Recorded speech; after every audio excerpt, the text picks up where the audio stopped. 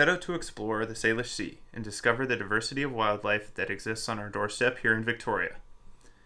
After a day on the water, we found one species was noticeably absent. Where were the orca?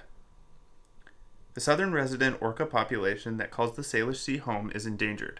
The southern residents have been listed as endangered since 2001, and since that time, the population has continued to decline.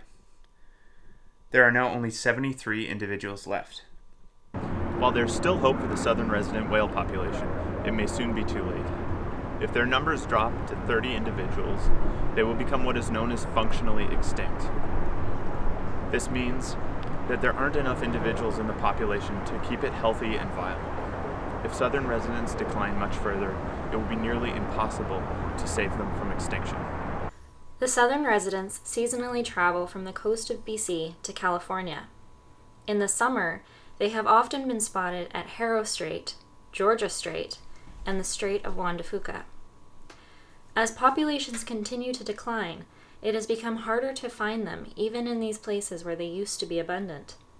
Industry, probably 90% of our trips were with southern residents. Our boat pretty much went out of Victoria, turned left and headed over to the San Juan Islands. And usually we'd see at least one or two members of one of the pods. Often we'd see one whole pod, sometimes we'd see all of them. We used to call them super pods because all three would come together. Orca have been recognized as special creatures for thousands of years. Indigenous peoples along the coast have long-standing relationships with orca.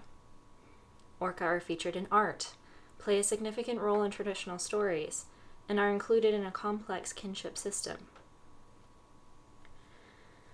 The human-orca relationship has seen many changes over time. Southern resident orcas have always played an important role in this ecosystem as an apex predator, but they suffered an enormous blow when a much more dangerous creature appeared on the scene: Europeans. Since these humans became part of the Salish Sea ecosystem, they have triggered the decline of the southern residents in several ways. Historically, orca have been used as target practice, captured for research and entertainment in aquariums, and labeled the killer whale. Over the years, our feelings about orca have changed. Now orca are iconic of the West Coast, and in Victoria we are surrounded by images and statues that remind us of these beautiful creatures. We've more than doubled our population in and around the Salish Sea just in that 27 years. So, to me, that's probably the most important part, is to make sure that people in their day-to-day life understand the impact they're having, whether they're aware of it or not, on all creatures, but particularly the ocean. Over the years, our feelings about orca may have changed, but the pressures they face have increased.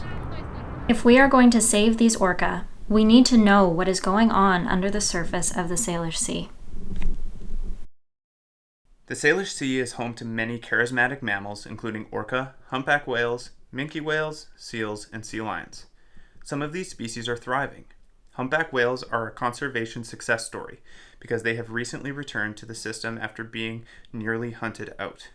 The first 5 years of my whale watching, I didn't see any humpbacks because we'd only had humpbacks here confirmed 3 times in the previous 30 years.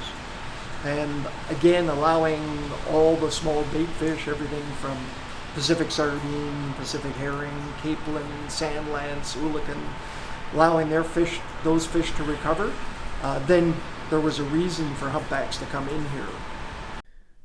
Their return is causing new relationships to emerge. This young humpback is being playfully harassed by sea lions. This isn't a dynamic that we have seen before, but the humpback's long absence has shifted their relationship to the rest of the ecosystem.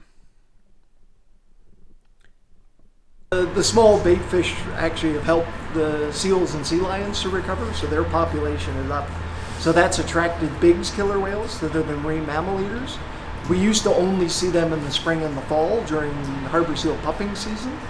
And they would be here, they used to be called transients because that's what it appeared, that they were just transient and occasional visitors here. But now that the seal population has recovered, there's enough food for them to be here year-round. So we actually see them far more than the southern residents.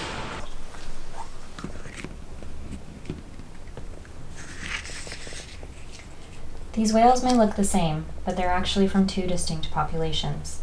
Biggs whales, sometimes called transient orca, are thriving because their food source, mainly sea lions and seals, is plentiful.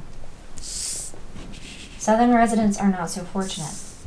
Southern residents rely on Chinook salmon as a food source, and Chinook populations are declining due to hydro dams that interrupt the salmon run and fishing pressures. As a result, the southern residents are starving. This southern resident is displaying a condition called peanut head. This occurs when the orca is so emaciated that the blowhole protrudes from its head. This is a phenomenon that is seen more and more in the southern resident pods. Most of the pressures on the southern residents stem from or are made worse by the lack of food. Southern residents are also suffering from toxin buildup in their blubber. Biomagnification occurs when a predator higher up the food chain, like orca, ingests toxins in their prey. The toxin becomes more highly concentrated in the body of the predator. Normally, orca wouldn't be affected too strongly by these toxins, but because they are not eating sufficient amounts of salmon, they are burning their blubber for calories, which releases the toxins into their bodies. This also impacts their ability to successfully reproduce. Southern residents are also struggling to access enough food because boat traffic interrupts their feeding activities. Both direct disturbances and noise from vessels puts increased stress on these orca. Rae Coast Conservation Foundation is taking the issue of the southern residents to the Supreme Court. In their appeal, they call for a halt to the proposed expansion of the Trans Mountain Pipeline. The increased tanker traffic from this expansion would put more pressure on the already vulnerable southern resident population. It's not difficult to get attention for the southern resident killer whales, it's difficult to get action. So people seem to set their hair on fire and get all enthusiastic and worked up about it for about 3 or 4 days anytime there's a report, and then they seem to move on to the next issue because the solutions are long term. So we're looking probably 20 to 25 years to start to remediate some of the damage that we've done. So the attention span of people is difficult. And also trying to expand it from just that one species to the whole ecosystem can be a little overwhelming for people. The federal and provincial governments have taken steps to address the issues facing the southern residents by controlling fisheries and implementing approach distance policy for marine vessels. These actions are a start, but concern for the southern residents seems to be lacking from long-term policy and planning. The federal governments on both sides, the US and Canada, have done, they've actually made very good recovery plans, but they're having a hard time getting beyond some of the window dressing. So they're doing the ones that get the most public relations benefit. Ecosystems such as the Salish Sea are complex, and we always have to keep in mind that we're a part of that ecosystem and do what we can to mitigate our effects on other populations that might be in decline.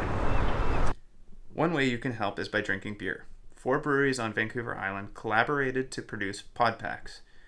The pod packs are packs of beer with brews named after the members of the southern resident pods.